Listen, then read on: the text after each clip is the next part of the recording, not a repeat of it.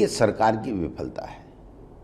ये चाहे पहले हमारी भी सरकार रही, नहीं हुआ फैसला चूंकि कोर्ट में लंबित था, तो कोर्ट के कारण से सरकार, अब जब कोई कोर्ट का फैसला आ गया तो सरकार को मिल बैठ करके तुरंत बात करनी चाहिए, इसको समाधान करनी चाहिए। ज़रूरत हो तो सर्वदलीय बैठक बुलाएं, हम लोग भी कोऑपरेट करने को तैयार हैं।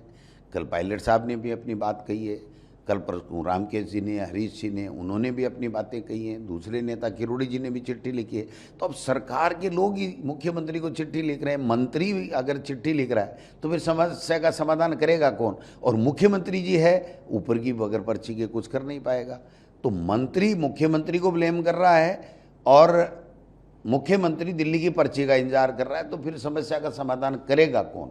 मैं समझता हूं कि इस समस्या का तुरंत समाधान करना चाहिए। ये सरकार की विफलता है। ये चाहे पहले हमारी भी सरकार रही, नहीं हुआ फैसला चूंकि कोर्ट में लंबित था, तो कोर्ट के कारण से सरकार, अब जब कोई कोर्ट का फैसला आ गया तो सरकार को मिल बैठ करके तुरंत बात करनी चाहिए, इसको समाधान करनी चाहिए। ज़रूरत हो तो सर्वदलीय बैठक बुलाएं, हम लोग भी कोऑपरेट करने को तैयार हैं। कल पायलट साहब ने भी अपनी बात कही है, कल परसों रामकेश जी ने, हरीश जी ने, उन्होंने भी अपनी बातें कही हैं, दूसरे नेता किरोड़ी जी ने भी चिट्ठी लिखी है।